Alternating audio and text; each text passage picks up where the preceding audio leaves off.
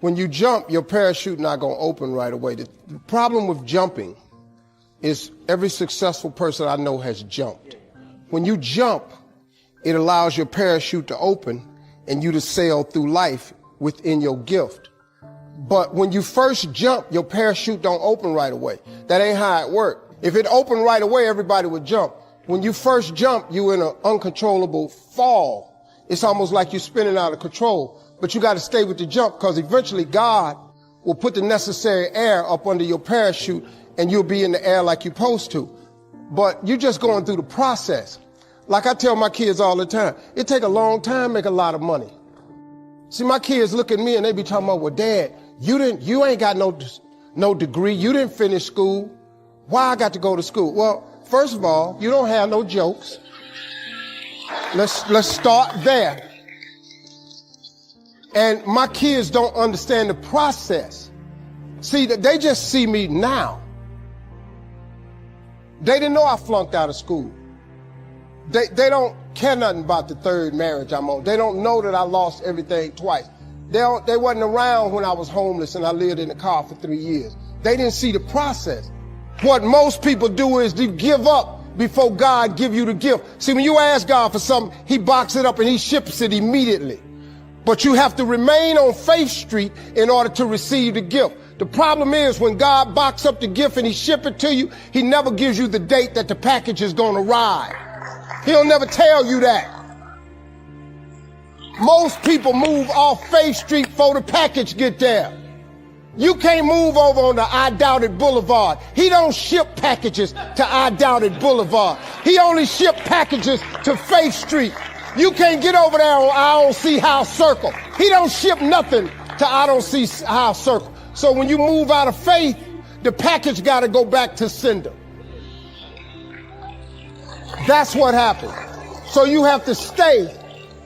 You have to stay in the process and complete the fall. You're going to get cut up on the rocks. You're going to get your skin toe up. You're going to lose loved ones along the way. You're going to lose friendships along the way. Might lose your car, your job along the way. You might lose your house. But trust and believe. Why not now? This is a good time. As the 20th century starts to wind down a few more years as we get ready for century 21, what a good time to set your goals, work on yourself, work on your skills. What a good time to get it together. What a good time to start this process. Personal development, growing, changing, developing, having a good plan for your money and for your life and for your future. Why not now? What's now? No opportunities wasted. Listen to me carefully, guys. Listen to me very carefully. You got to hear what I'm saying. This is important. There are 86,400 seconds in a day, and if you maximize each and every one of them, you will live like you want to live, you will have what you want to have, and you'll be what you want to be. You can have more than you've got because you can become more than you are. If you just remain how you are, you'll always have what you've got. But if you're willing to make changes, the next 5 years of your life can be totally different than the last 5. If you don't change, chances are excellent the next 5 will be like the last 5. For things to change, you've got to change. For things to get better, it's not what happens that determines your future. It's what you do about what happens. Direction determines destination. All you got to do is make a little change in direction to arrive at a brand new destination in 2 years, 3 years, 5 years. You either have to change your life. That is, you got to say, you know what, my body isn't there, I'm going to go work out. My relationship isn't there, I'm going to change it. You know, I'm not making what I got to make, I'm going to retool, I'm going to get a new skill, I'm going to go back to school, I'm going to start a business, I'm going to do something. You have to do something to change your life. Or, in order for you to be happy, if you can't change your life, you're going to have to change your blueprint. Usually in life, it requires a little bit of each. Does that make sense? And if you change your life and change your blueprint, you can have an extraordinary life. Because all of us are going to have times in our life when what we want or think life should be like isn't going to match how life really is. Those moments, if we blame, our life goes into pain. If we change, we can change our life and match our blueprint. The fact that you're not happy has nothing to do with what you have or don't have. The fact that you're not happy is that your life doesn't match the way you think it should be. You have some idea of how you think it should be. Listen to me. There are those of you, or what you're doing is that there are 10 opportunities in a day and you're taking advantage of 7 of them and you think you're doing something. Yep, you got to hear me. You got to hear me. You only have 24 hours in a day, and you've heard me say this time and time again. The way you spend your 24 hours, it determines how you live. If you want the future to change for you, you've got to change. If you don't change, the next 6 years of your life is going to be just like the last 6. You'll still be behind on your bills. You'll still be behind on your promises. No opportunity wasted. Again, no opportunity wasted. If one of us can do it, hey, we all can do it. And now here's my last question. Why not now?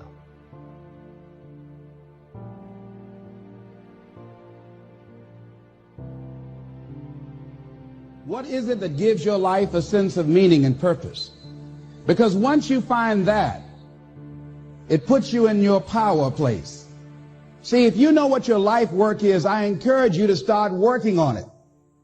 If you can't do it all at one time, do just a little bit of it. And if you don't know what it is that you showed up to do, if you don't know why you're here, I encourage you to find out what your purpose is here. What is the meaning of your life? What will be different? Have you ever asked yourself that question? I've done that. I remember coming from a friend of mine's funeral, and I was reflecting on how much time I had left. And I went for a walk in a park thinking about this guy whose life was so promising. And I mean, he wasn't an old guy. He was quite young, in fact. And I thought about all of the things that he said he was going to do, and he never got a chance to do those things. And I started thinking about my own life and how much time I had left to do the things that I would like to do. And at that time, I wasn't sure what my life purpose was, what my life's work was. I wasn't sure about it at that time. And I thought about it quite a lot. I had some idea, but I wasn't convinced, and I don't think I felt worthy. I didn't believe that it could be me to do this kind of work that I'm doing right now. And I say to you that if you begin to take a conscious effort to find out what it is that you're supposed to do, I say that it can literally save your life. I said that it can literally save your life. 85% of the American public, according to recent studies, are going to jobs that they hate, working on jobs that do not challenge them. They get sick thinking about going. Because, see, when you go to a job and you already know how far you can go, you can already see that proverbial glass ceiling. See, when you're going someplace and you already know how much you're going to make, you already know how far you can go, you're in a dead-end position. It erodes your self-esteem. It lowers your sense of yourself. It creates an inner turmoil. It creates an emptiness in you.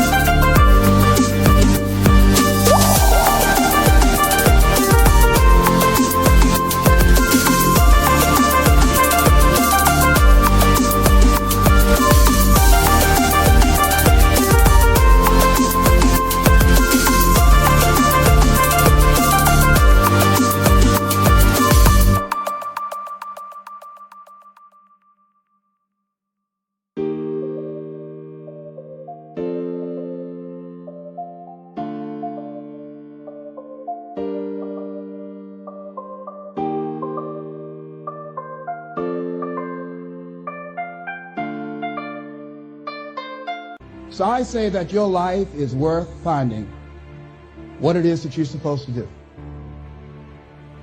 And I'm not saying quit your job. I'm saying find it and do just a little bit of it. Just start working at it just a little bit, but do find out what your work is and hold on to it and don't let your dream go.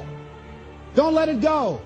See, and here's something else I want you to begin to look at. Why is it that most people don't pursue their dreams or don't do better than what they're doing if they're capable of doing it? I think that many of us don't go the next step because we don't know what to do yet. And I say that the reason that we don't even explore the possibility of what to do is because subconsciously we don't believe that it can happen for us, and we don't believe that we deserve it. So here's what I'm suggesting. How much time do you spend working on you? How much time do you spend every day working on your dream? In the last 90 days, how many books have you read? In the last year, what new skill or knowledge have you acquired? What kind of investment have you made in you? So I'm saying that as you begin to look at where you want to go, if you want to make it today, and things are changing so fast you have to literally run to stand still, I'm saying that you've got to make some conscious effort to begin to work to develop you. Here's something else. Most people are not living their dreams because of fear, ladies and gentlemen. Fear, limited vision, and lack of self-esteem is what keep most people doing things they don't want to do. The same reason that people stay in relationships where they're abused or they're unhappy or it's unfulfilling. They can't see themselves beyond that relationship. They can't see themselves enjoying life without that person. They think that this is all that they can do. The same reason that people get stuck at a certain level in life. They can't see things being better for them. And they think that this is it and this is all they deserve. This is all they've ever seen. It's been passed on to them. And they think that this is it for them. Oh no. I was looking what Dr. Blanton, Smiley Blanton, who is a colleague of Dr. Norman Vincent Peale, what he said about fear. He said, fear is the most subtle and destructive of all human diseases. Ladies and gentlemen, fear kills dreams. Fear kills hope. Fear put people in the hospital. Fear can age you. Fear, ladies and gentlemen, can hold you back from doing something that you know within yourself that you're capable of doing, but it will paralyze you. And it seems like you're in a hypnotic spell. And I ask you a question, what is the benefit? What's the benefit of allowing fear to hold you back? What's the benefit of giving up on yourself, of not stepping out on life and taking life on? What is the benefit for you? What's the plus in that? It's one of the things I had to ask myself. So I didn't want to make any mistakes. I wanted everybody to like me. I wanted to be perfect the first time I did something. It's not going to happen. You're going to make some mistakes. You're going to hurt some folks' feelings. You're going to create some enemies whenever you decide that you want to begin to take life on. You've got to ask yourself, how long am I going to allow this to hold me back? I like what Zig Ziglar says. He said, fear is false evidence appearing real. That is an illusion that we create in our mind. It is a state of mind that can be changed. So let's look at how we can begin to take some steps to restructure that fear, to begin to expand our visions of ourselves, to begin to increase our self-esteem. Webster said that self-esteem means confidence and satisfaction in oneself. Look at your life right now. Whatever you've done up to this point in time, your life is working. Whatever you have produced, it came out of you as a result of the kind of person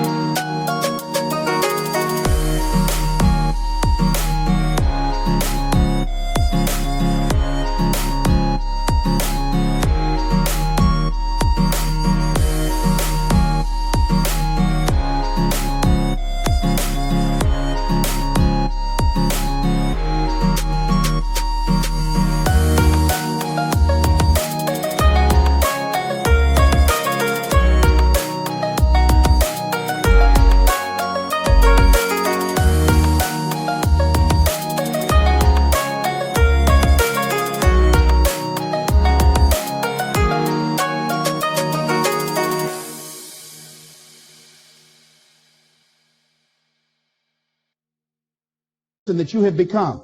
It's a result of your choices. It's a result of your consciousness. Now you have to ask yourself, are you satisfied with what you have produced? Is this what you want? Would you like for things to be better than this? Do you believe that you deserve better than this? Or are you content? This is it. You don't have to do anything else. That you've already resigned yourself in life and say, well, I'm happy. I'm not starving like the people in Calcutta. Are you allowing yourself to get off the hook like that?